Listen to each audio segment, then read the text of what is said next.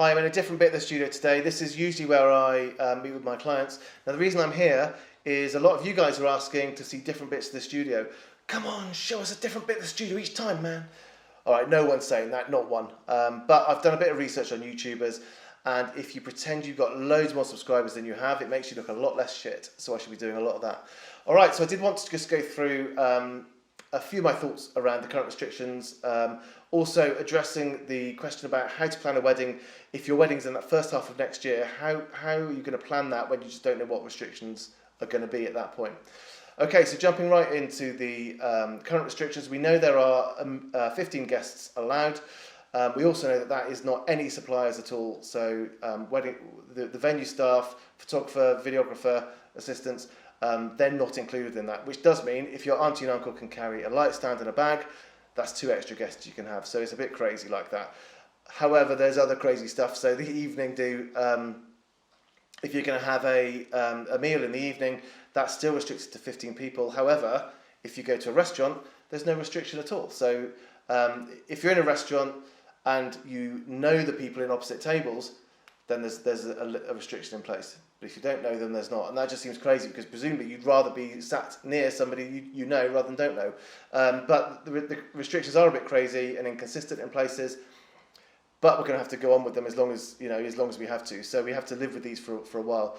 So that brings to the next point about how long are these going to be in place, and how would you plan a wedding when you just don't know? So if you're planning a wedding in the first half of next year, the important thing to remember is that 6 months that's been mentioned by the government is not an accurate time. It's that they've not said that these restrictions in place now are going to last 6 months. They said they might last as long as that, which basically means nothing. It means we could have weddings of much more people in 6 months' time, or it may be 15 people, or it might be 6 or none. We just don't know at the moment what these restrictions are going to look like and when they'll end. Which means two things. If you're having a wedding before that 6 months has elapsed, so early part of next year, then you don't necessarily need to assume you're only going to have 15 people. It could be increased by then. Similarly, if you're in the summer, just because it's after 6 months, don't imagine that you're going to be having a wedding of 50, 100 people, because again, they still may be extended and they may be in place.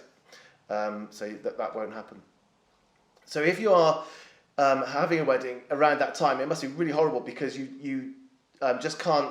There's so much uncertainty around what kind of wedding you're going to have. So that's why I think a lot of people are just like going back to 2022, 2023 and just forgetting about it. But a lot of people don't want to do it. They still want to get married at their original date or early part of next year.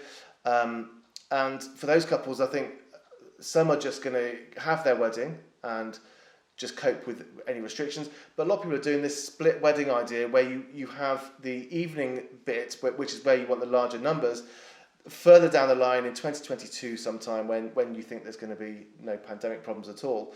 Then when you've got a big party planned with the massive bash you always wanted with family and friends, then it means that the restrictions around the actual wedding ceremony are a lot less kind of imposing, because you're going to have a chance to sort of really let your hair down and go for it later on. So whether you're having that split sort of wedding or whether you're just going to go for it the first half of next year, how do you know what numbers to have? So I think the thing is we just don't know. So what I would always advise doing is just booking the wedding, keeping the wedding booking in place, seeing what happens to those restrictions as time goes on, see if they relax after Christmas and the New Year. We just don't know, because they might do. And then you may be able to have more people than you expect. What's really important is, though, that you know now what your go or no-go scenario is. So if you're not prepared to have a wedding for 15 people, at least you know in the new year, if it doesn't look like that's going to open up at all, then to be able to cancel.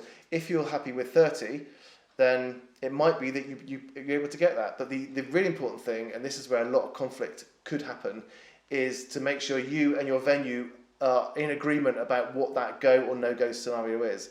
So if you only want a wedding of 30 people or more, make sure the venue agree with that, and they will postpone it if it doesn't get to that. What you don't want is a situation where you can't have 30 people. So as far as you're concerned, the wedding won't go ahead, and you then decide early enough, right, we're going to postpone. But the venue then say, well, hang on, you can still have 15, and that's a viable wedding from our point of view. That's when you've got conflict, and that's when things like deposits and the finances around paying for that day could be a real problem. So work well with your venue. Now, my clients, they're typically going with my partner supplier venues such as Clevedon Hall, Combe Lodge, Kingscote Barn, and Edinburgh Park up in Cheltenham. Those venues, from what my clients say, are being really, really flexible, and they're helping them. They're putting massive help in. And I think if you contact your venue, a lot of venues are struggling. Admittedly, the small venues must be really struggling at the moment, but they all want your wedding to go ahead, and they will work with you to do that, to be as flexible as possible. So they can only do that if you're in close contact with them. So that's my advice. Keep in touch with your venue and work together as a team so that you can then postpone it together if it's not the wedding that you want.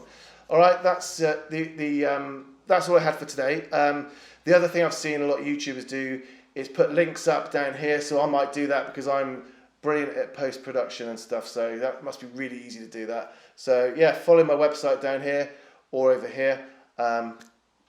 And that's it. I'll catch up with you soon. Do like and subscribe if you are watching. If you've made it this far, then please like and subscribe because it'll let me know that someone is watching these. So I'm going to keep making them and hopefully you find them useful. All right, cheers. Take care.